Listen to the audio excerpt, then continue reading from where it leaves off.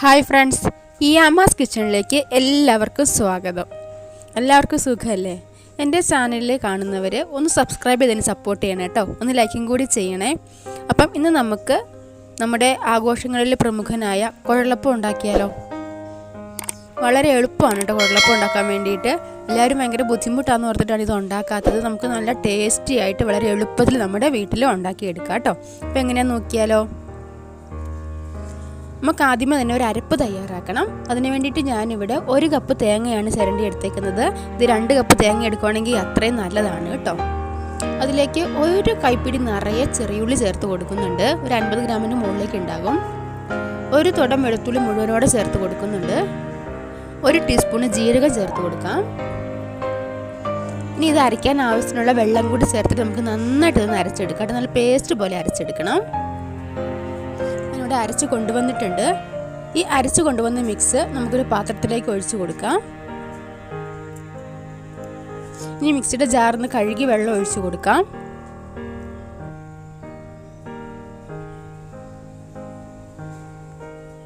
ഇനി നമുക്കിതിലേക്ക് ഉപ്പിട്ട് കൊടുക്കാം. ഞാനിപ്പോൾ 1 ടീസ്പൂൺ ഉപ്പാണ് ചേർത്ത് കൊടുക്കുന്നത്. ഇനി നമുക്ക് നന്നായിട്ടൊന്ന് തിളപ്പിച്ചെടുക്കാം കേട്ടോ. ഇത് ഞാൻ 1/2 കിലോ പച്ചരി വെള്ളത്തിലിട്ട് പൊടിച്ചെടുത്തതാണ്. ഇത് നമുക്കൊന്ന് വറുത്തെടുക്കാൻ വേണ്ടിയിട്ട് ഞാൻ ഒരു ഉരുളിയിലേക്ക് ഇട്ട് കൊടുക്കുവാണ് കേട്ടോ.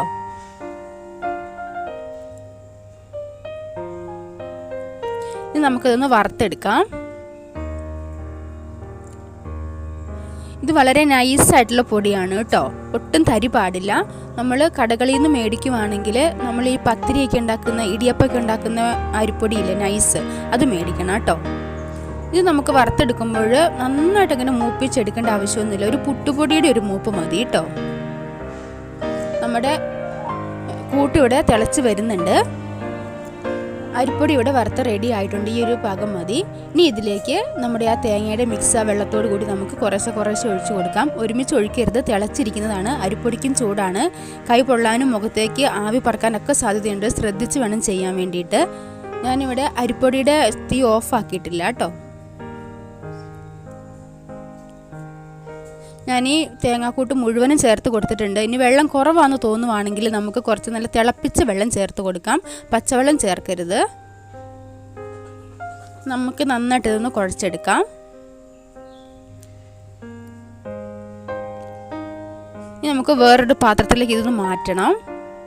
എന്നിട്ട് നന്നായിട്ട് ചൂടോടുകൂടി തന്നെ നന്നായിട്ട് കുഴച്ചെടുക്കണം കേട്ടോ. തണുത്ത് പോയിട്ടുണ്ടെങ്കിൽ നമുക്ക് കുഴച്ചെടുക്കാൻ പറ്റില്ല. അപ്പോൾ ഈ ചൂടോടുകൂടി പരമാവധി സഹിച്ച് തന്നെ നന്നായിട്ടൊന്ന് കുഴച്ചെടുക്കാം.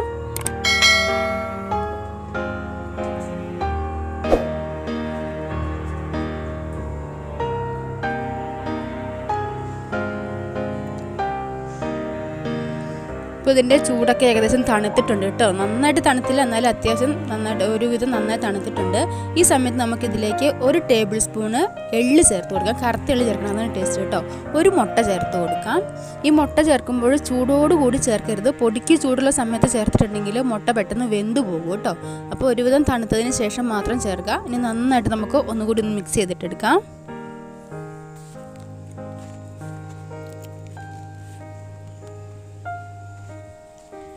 ഞാനിവിടെ കുഴച്ചെടുത്തിട്ടുണ്ട്. നമുക്കൊരു കുഞ്ഞു ബോൾ, ഈ പൂരിക്കൊക്കെ എടുത്തുന്ന പോലെ ചെറിയ ബോളാക്കി ഉരുട്ടിയിട്ട് ഇതേപോലെ ഒന്ന് പരത്തി എടുത്തിട്ട് നമുക്ക് ചപ്പാത്തി പ്രസ്സിലോ അല്ലെങ്കിൽ ചപ്പാത്തി കല്ലിലോ വെച്ച് പരത്തിയിട്ട് ഇതുപോലെ വിരളയിൽ വെച്ച് ഇങ്ങനെ ഒട്ടിച്ചെടുക്കാം കേട്ടോ. ഈ ഒരു രീതിയിൽ ഇങ്ങനെ വേണം നമുക്ക് ഒട്ടിച്ചെടുക്കാം. ഇനി അല്ലാതെ ഒരു എളുപ്പ വഴിയുണ്ട്. ഞാൻ ആ ഒരു രീതിയിലാണ് കാണിക്കുന്നത്. ഇതുണ്ടല്ലോ നമ്മുടെ സേവനാഴി, നമ്മൾ ഇടിയപ്പൊക്കെ ഉണ്ടാക്കുന്ന അച്ച്. ഇതിൻ്റെ ഇങ്ങനത്തെ ഒരു സാധനം മേടിക്കാൻ വേണ്ടിയിട്ട് കിട്ടും. ഇതിൻ്റെ ഒരു അച്ചാണ്, കുഴലപ്പത്തിൻ്റെ അച്ചാണിത്. അത് ഈ നൂൽപൂട്ടിൻ്റെ ഈ അച്ചിലേക്ക് ഇട്ടിട്ട് ഇതേപോലെ ഇട്ടാൽ മതി. എന്നിട്ട് നമ്മൾ നൂൽപുട്ടൊക്കെ ഉണ്ടാക്കുന്ന പോലെ ഈ മാവ് കുറേശ്ശെ ഇതിനുള്ളിലേക്ക് ഇട്ട് കൊടുക്കാം.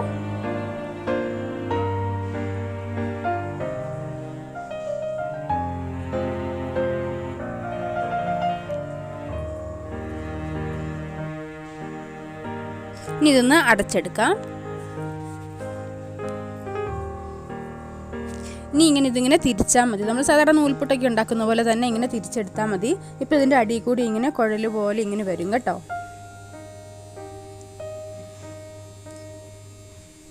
കണ്ടില്ലേ, ഈ രീതിയിൽ വരും. നമുക്കിതിന് എത്രത്തോളം നീളം വേണോ അവിടെ വെച്ച് നമുക്കിത് കൈകൊണ്ട് മുറിച്ചെടുക്കാം കേട്ടോ. കണ്ടില്ലേ, ഈ രീതിയിൽ ഇങ്ങനെ ആകുമ്പോൾ ഒട്ടും കട്ടി ഉണ്ടാവില്ല, വളരെ എളുപ്പമാണ് കേട്ടോ. പെട്ടെന്ന് നമുക്ക് പരിപാടി കഴിയും.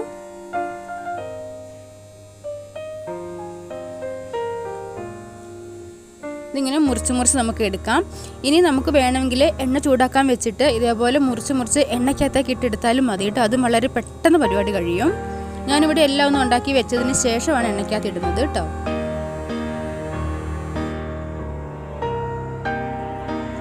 എണ്ണ നന്നായിട്ട് ചൂടായിട്ടുണ്ട്. ഇനി ഇതിലേക്ക് നമുക്ക് ഓരോന്ന് ഇട്ട് കൊടുക്കാം.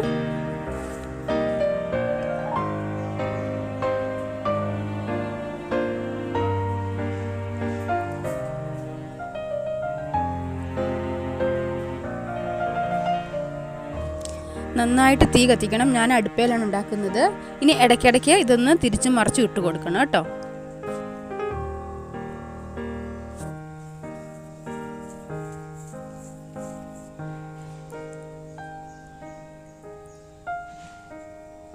അപ്പോൾ ഇതൊക്കെ ആയിട്ടുണ്ട്. കളറൊക്കെ മാറി വന്നത് കണ്ടില്ലേ. ഈ ഒരു ലെവലിലായാൽ ഒരു കിരികിരാന്ന് നമുക്ക് ശബ്ദം കേൾക്കാം. നമുക്ക് മനസ്സിലാവും ഇത് മൂത്ത് വരുമ്പോൾ. നമുക്ക് എണ്ണയ്ക്കകത്ത് നിന്ന് കോരിയെടുക്കാം കേട്ടോ.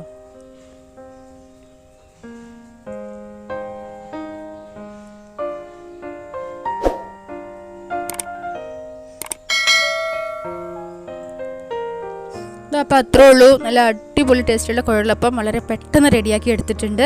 അപ്പം എല്ലാവരും ഒന്ന് ഉണ്ടാക്കി നോക്കിയിട്ട് അഭിപ്രായങ്ങൾ കമൻ്റായിട്ട് അറിയിക്കുക. ലൈക്ക് ചെയ്യുക, ഷെയർ ചെയ്യുക. എൻ്റെ ചാനലൊന്ന് സബ്സ്ക്രൈബ് ചെയ്ത് സപ്പോർട്ട് ചെയ്യണം കേട്ടോ. മറ്റൊരു വീഡിയോ ആയിട്ട് വീണ്ടും കാണാം. Okay, by.